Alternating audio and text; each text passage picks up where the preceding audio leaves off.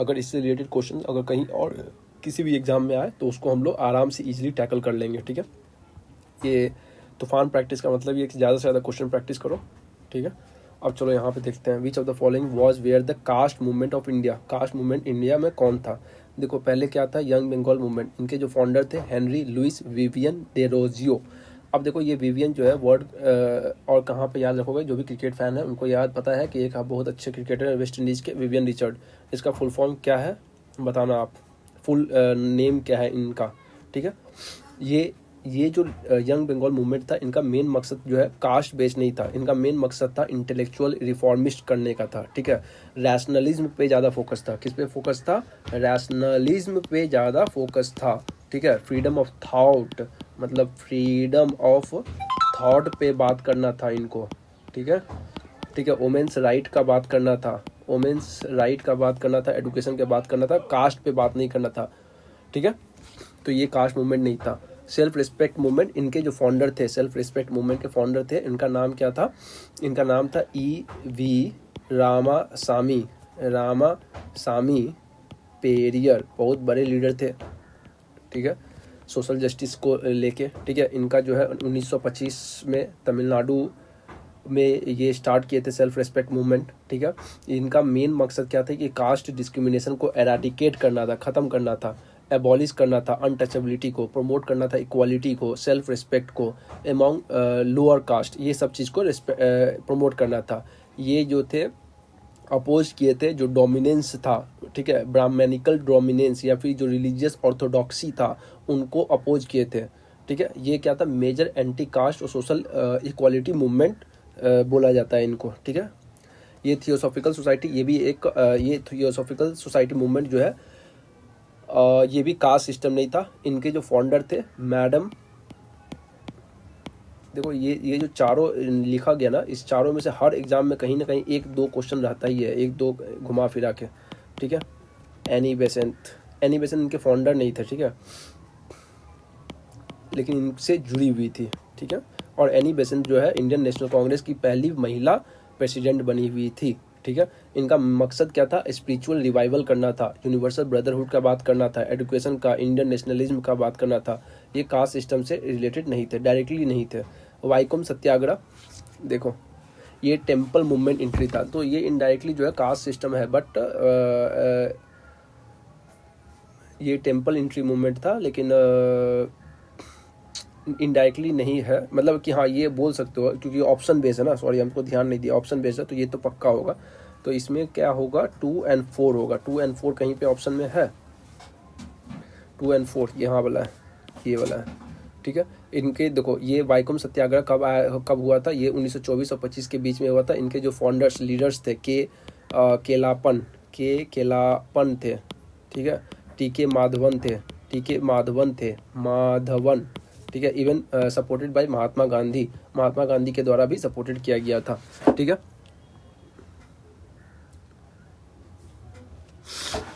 अब देखो यहाँ पे क्वेश्चन क्या पूछा, which of the following is an example of directive principle inspired by Gandhian principle. Gandhian principle से कौन सा डायरेक्ट इंस्पायर्ड है? देखो मेरा directive principle of state policy क्या बोलता है? इकोनॉमिक सोशल जस्टिस का बात करता है, ठीक है। तो प्रमोशन ऑफ इंटरनेशनल पीस, ये जो है गांधीयन प्रिंसिपल से इंस्पायर्ड नहीं है, ठीक है। यूनिफॉर्म सिविल कोड, ये भी जो है गांधीयन प्रिंसिपल से इंस्पायर्ड नहीं है। Equal pay for equal work, ये भी जो है गांधीयन प्रिंसिपल से इंस्पायर्ड नहीं है। ऑर्गेनाइजेशन ऑफ विलेज पंचायत, ये है। अब हम लोग सब कुछ देखेंगे एक एक करके, ठीक है। Equal pay for equal work जो है सोशलिस्ट प्रिंसिपल से इंस्पायर है। किससे इंस्पायर है? सोशलिस्ट प्रिंसिपल से इंस्पायर्ड है, सोशलिस्ट प्रिंसिपल से इंस्पायर्ड है। और ये जो है यूनिफॉर्म सिविल कोड, ये जो है लिबरल, किससे? लिबरल इंटेलेक्चुअल प्रिंसिपल से इंस्पायर्ड है। ऑर्गेनाइजेशन ऑफ विलेज पंचायत तो गांधी जी का बोल ही दिए। प्रमोशन ऑफ इंटरनेशनल पीस, ये भी जो है किससे है? Liberal intellectual. किससे है? लिबरल इंटेलेक्चुअल्स, ठीक है। आप देखो गांधी प्रिंसिपल से और कौन कौन चीज़ है। गांधी प्रिंसिपल से और भी जो है जैसे कि आर्टिकल 40, ठीक है, ऑर्गेनाइजेशन ऑफ विलेज पंचायत, ठीक है। आर्टिकल 43 ये क्या बोलता है? कॉटेज इंडस्ट्रीज का बात करता है। आर्टिकल 47 ये क्या बात करता है कि हमारा ड्राई डे हो, ठीक है, प्रोहिबिट इंटॉक्सिकेटिंग और ड्रिंक्स एंड ड्रग्स, ये सारा चीज़, ठीक है। आर्टिकल 48 क्या बोलता है, prohibit cows slaughters and improve animal husbandry, ठीक है। ये सारा चीज़ जो है गांधीयन प्रिंसिपल से इंस्पायर्ड है। इसके अलावा क्या है, the Quit India Movement of 1942 is considered a turning point because, Quit India Movement को जो है टर्निंग पॉइंट क्यों बोला जाता है, it mark the final mass struggle forcing Britain to consider withdrawal, ये सही है। It was the first movement lead by Subhash Chandra Bose, ये गलत है। It secured immediate independence for India, ये भी गलत है। भाई हमको आज़ादी मिला कितना, 5 साल बाद 1947 में। It United all princely state under the Congress, ये भी गलत है, ठीक है। इट मार्क द फाइनल, ये देखो ये स्पेशल क्या ना, कि ये एक प्रकार का ना लीडरलेस स्ट्रगल था, ठीक है। जैसे ही गांधी जी जो अनाउंस किए थे क्विट इंडिया मूवमेंट, तो उसके सवेरे सवेरे जो है जितने भी कांग्रेस लीडर थे सबको जो है गिरफ्तार कर लिया गया था, ठीक है। इसके अलावा जो है क्विट इंडिया मूवमेंट में, इसके अलावा जो है ये क्या हुआ था इसमें, जो फर्स्ट रंग लीडरशिप थे वो तो हटा लिया गया था, बाकी लोग जो है पीपल जो है खुद ही पार्टिसिपेट किए थे, ठीक है। तो आने वाले समय में जैसे कि अभी रिसेंट में आप देख लो, नेपाल में जो हुआ था जेनजी वाला केस, ठीक है, श्रीलंका में हुआ, बांग्लादेश में हुआ, तो ये सब चीज़ है, कुछ लक्षण दिख रहे हैं। देखो, which parliamentary committee is responsible for examining the accounts showing the appropriation of sums granted by Parliament and audit reports of the Controller Auditor General, ये क्या बोल रहा है भाई, देखो पार्लियामेंट्री कमिटी जो है responsible for examining the accounts, PAC का बात कर रहा है, ठीक है। PAC Parliamentary Committee is responsible for examining the accounts showing the appropriation of sum granted by Parliament and audit reports of the Comptroller Auditor General. Committee on Petition, Public Accounts Committee, ये committee कौन ऐसा committee है जो ये भाई साहब जो report भेजेंगे तो उसको ये करेगा, ठीक है। तो यहाँ पे देखो, committee on petition, public accounts committee, estimates committee, advisory, business advisory committee, ये है। ये PAC बहुत पावरफुल होता है, लेकिन ठीक है। ये PAC क्या करता है, ये जो है ना अप्रोप्रिएशन अकाउंट को भी करता है, किसको करता है, अप्रोप्रिएशन अकाउंट्स को, ठीक है। फिनांस अकाउंट को भी करता है ये भाई साहब, ठीक है। ऑडिट रिपोर्ट्स जो भी देते हैं, ऑडिट रिपोर्ट्स कौन देते हैं, ऑडिट रिपोर्ट्स जो है CAG जो भी सबमिट करता है, इनको भी करता है, ठीक है। ये देखो, इसमें जो है टोटल जो है कुल जो है पब्लिक अकाउंट्स कमेटी में 22 मेंबर्स होते हैं, जिसमें से 15 जो है लोकसभा से आता है और 7 जो है राज्यसभा से आता है, ठीक है। इसका जो चेयरमैन है वो उसको अपॉइंट कौन करता है, speaker of the Lok Sabha. Generally जो है ट्रेडिशनली जो है PAC का जो चेयरमैन जो बनता है, जो चेयरपर्सन या चेयरमैन बनता है वो अपोजिशन पार्टी का बनता है, ठीक है। अब ये कमेंट बॉक्स में बताओ कि लास्ट PAC कब बनाया गया था, कब फॉर्मेशन हुआ था मेजर, जो कि बहुत ही न्यूज़ में आया था, ठीक है। चलो अब ये क्या है, ये क्या, विच of the following consider the primary effect of the barter system, defect है भाई। विच of the following is considered the primary defect of the barter system, इसमें से बोला कि डिफेक्ट का मतलब क्या होता है, किसी जो गलत है, जो उसका लिमिटेशन है, उसका डिसएडवांटेज है, ये सब चीज़ का बात कर रहा है, ठीक है। Goods can not always be divided into smaller units, ये चीज़ देखो, ऐसा नहीं है, बहुत सारे गुड्स को हम लोग डिवाइड कर सकते हैं, जैसे आटा हुआ तो छोटे छोटे 5 किलो 2 किलो 3 में कर सकते हैं, नॉट ऑलवेज। तो ये बात सही है कि ऑलवेज नहीं कर सकते, लेकिन सही कर तो सकते हैं। स्टोरिंग वैल्यू इज डिफिकल्ट, हाँ स्टोरिंग वैल्यू तो डिफिकल्ट है, क्योंकि मान लेते हैं कि चलो आज हम 1 किलो अनाज को रख दिए, बोले कि सर 1 महीना बाद हम 1 किलो अनाज दे देंगे, 2 महीने बाद में पता चला उसमें फंगस लग गया, तो स्टोरिंग वैल्यू में थोड़ा सा दिक्कत है। Goods are not generally acceptable, हाँ ये भी बात सही है, ये भी बात सही है, ठीक है। हमको पूछा है डिफेक्ट, मेजर डिफेक्ट बोला है, ये सब तो उसका कैरेक्टरिस्टिक्स हो गया। Absence of double coincidence of wants, हाँ ये चीज़ है। अगर डबल कोइंसिडेंस का मतलब क्या होता है,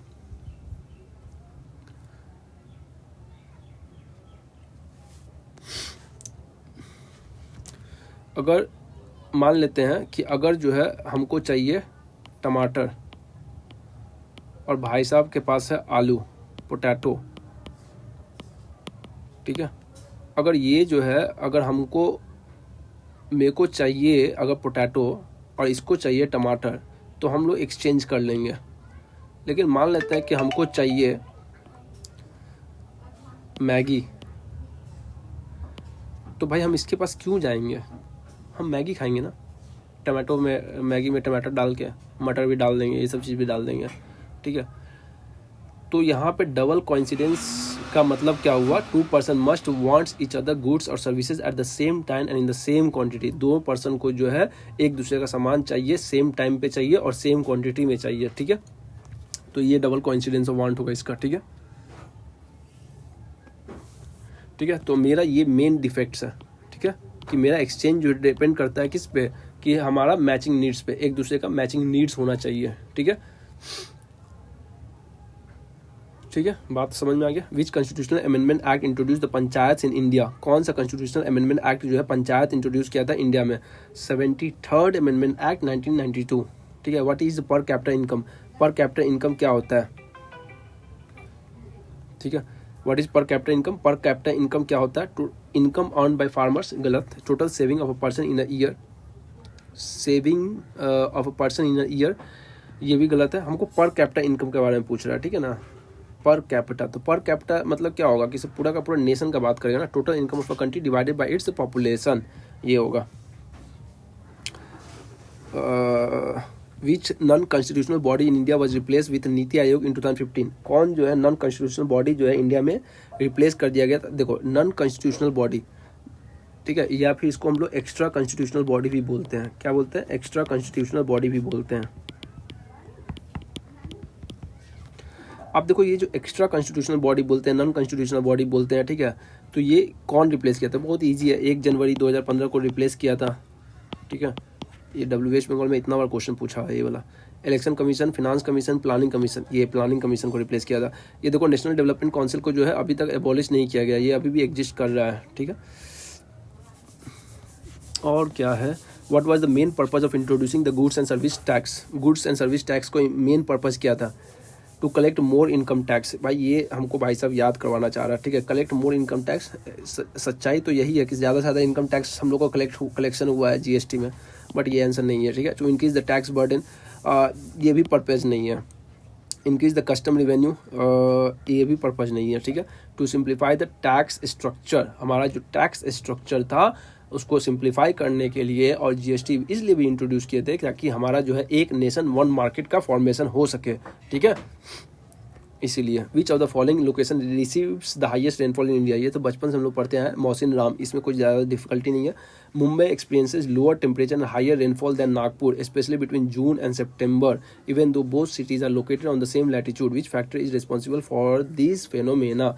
बोला कि देखो भाई मुंबई, यहाँ पे मुंबई है और यहाँ पे नागपुर है, ठीक है, तो ये भाई साहब जो है दोनों जो है सेम लैटिट्यूड पे, लेकिन यहाँ पे रेनफॉल ज़्यादा हो रहा है, ठीक है, कंपेयर टू यहाँ। तो इसका पीछे का कारण क्या है, अल्टीट्यूड और the height from the mean sea level, नहीं मतलब सेम लैटिट्यूड पे है और अल्टीट्यूड भी मतलब मोर और लेस सेम है, ठीक है, तो ये तो नहीं है। Nature of the prevailing winds का नेचर ऐसा हो सकता है बट ये भी नहीं है, ठीक है। लैटिट्यूडनल लोकेशन और distance from the equator, by distance from the equator, तो ये भी होगा, ये भी सेम डिस्टेंस पे होगा, ये भी सेम डिस्टेंस पे क्योंकि सेम लैटिट्यूड पे, तो ये भी नहीं है। कंटिनेंटलिटी और द डिस्टेंस फ्रॉम द सी, ये वाला है, ठीक है,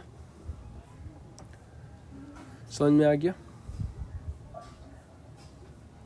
भाई।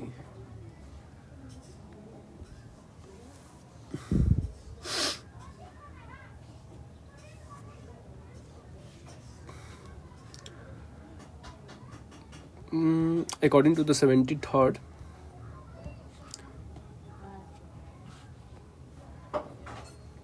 ठीक है, ये कंटिनेंटलिटी का मतलब क्या हुआ, ये जो है सी से बहुत दूर है, ठीक है, और जितना भी रेनफॉल आता है ना, रेनफॉल जो ह्यूमिडिटी रिच्ड विंड्स होता है ना, तो मुंबई में आता है, यहाँ पे ज़्यादा रेनफॉल कर देता है, फिर जैसे जैसे जाता है इसका ह्यूमिडिटी कम हो जाता है, तो यहाँ पे कम रेनफॉल करता है, एक कारण ये है। दूसरा चीज़ है जब सी के नज़दीक है तो यहाँ पे मुंबई में मॉडरेट क्लाइमेट रहता है, नागपुर में थोड़ा सा ज़्यादा गर्मी रहेगा, जो भी चीज़ रहेगा वहाँ पर रेनफॉल कम रहेगा, तो इसके पीछे का कारण है। According to the 73rd amendment the state election commission is responsible for, state election commission किसके लिए रिस्पॉन्सिबल होता है, ये चीज़ याद रखना भाई, बहुत लोग कन्फ्यूजन कर जाते हैं, मिस्टेक करके आते हैं कि जो मेरा पंचायत या फिर जो लोकल अर्बन बॉडीज़ का इलेक्शन होता है वो इलेक्शन कमीशन ऑफ इंडिया नहीं कंडक्ट करवाती है, वो कंडक्ट करवाती है state election commission of India. तो इसका आंसर क्या होगा, स्टेट असेंबली इलेक्शन ये ECI करवाती है, कंडक्टिंग लोकसभा ECI करवाती है, कंडक्टिंग प्रेसिडेंशियल इलेक्शन ये ECI करवाती है, ठीक है। तो इसको कौन करवाती है, इसको conducting panchayat and municipal elections. Which of the following bodies supervise the functioning of formal sources of loans in India. इसका आंसर क्या है भाई, रिजर्व बैंक ऑफ इंडिया, ठीक है। रिजर्व बैंक ऑफ इंडिया ही करवाती है, ठीक है। ये जो है sources, formal sources of loans in India, functioning of formal source of, ये जो बैंकिंग रेगुलेशन एक्ट है ना मेरा, banking regulation act, banking regulation act 1949 इसके अंतर्गत कराती है, ठीक है। कंट्रोल क्रेडिट फ्लो जो है ये रिजर्व बैंक ऑफ RBI और भी क्या करती है, मॉनेटरी पॉलिसी पे भी काम करती है, ठीक है। जो है लेंडिंग प्रैक्टिसेस अच्छा होना चाहिए, फिनेंशियल इंक्लूजन को भी प्रमोट करती है, तो ये सारा चीज़ सब है। देखो ये स्टेट कोऑपरेटिव बैंक्स जो है सुपरवाइज नहीं करती है, ये क्या करती है, लोन देती है, लेंड करती है मनी को, ठीक है। सेबी क्या करता है, कैपिटल मार्केट को रेगुलेट करता है, ठीक है। सेबी क्या करता है, सेबी कैपिटल मार्केट को रेगुलेट करता है, ठीक है। नॉट सुपर IMF क्या करता है, इंटरनेशनल मॉनिटरी फंड जो है ये प्रोवाइड करता है फिनेंशियल एड टू कंट्रीज, ये जो है डोमेस्टिक लोन का कोई सुपरविजन नहीं करता है, ठीक है। Which Chola assume the title of Madurai Kondan, Madurai Kondan कौन एक्सेप्ट किया था, ठीक है।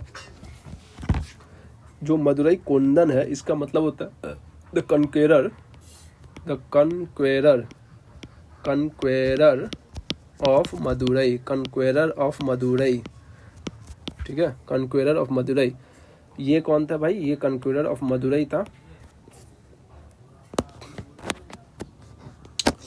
कन्क्वेरर ऑफ मदुरई। ये मदुरई कोंडन कौन थे, कन्क्वेरर ऑफ मदुरई, इसका मीनिंग यही होता है, ठीक है। ये इसको कौन किया था भाई, ये जो है भाई साहब किए थे राजा फर्स्ट, ठीक है। अब देखो राजा फर्स्ट जो है ये चोला रूलर थे 985 से लेके 1014 कॉमन एरा तक, ठीक है। इसने क्या किया था, पांड्या और को डिफीट किया था, कैप्चर कर दिया था मदुरई को, ठीक है। और ये किस डायनेस्टी से, चोला डायनेस्टी से, इनका कैपिटल कहाँ पे था, तंजावुर में था, तंजावुर में था, ठीक है। और ये जो है अपना चोला एम्पायर को श्रीलंका, मालदीव्स, नॉर्दर्न इंडिया यहाँ तक पहुँचा दिया था। बहुत ही super strong naval power force था इसके पास। ये इनके ही राजकाल में जो है बृहदेश्वर टेम्पल बना था तंजावुर में, जिसको अभी यूनेस्को का वर्ल्ड हेरिटेज साइट माना जाता है, ठीक है। बृहदेश्वर टेम्पल बना था, ठीक है। ये चीज़ समझ में आया। बाकी ये देखो परंटका वन, ये जो परंटका वन थे ये भाई साहब जो है कहाँ पे थे, परंटका वन जो है हर्षवर्धन को हराए थे, हाँ ठीक है। तो ये इसका तो इनका तो बहुत समय काल जो है बहुत पहले था, ठीक है। हर्षवर्धन को ये जो है डिफीट किए थे। इसके अलावा जो है और क्या है, विजयलिया, ये तो फाउंडर थे चोला एम्पायर का, तो इनका तो कुछ है ही नहीं, ठीक है। चोला एम्पायर नहीं, चोला डायनेस्टी, ठीक है।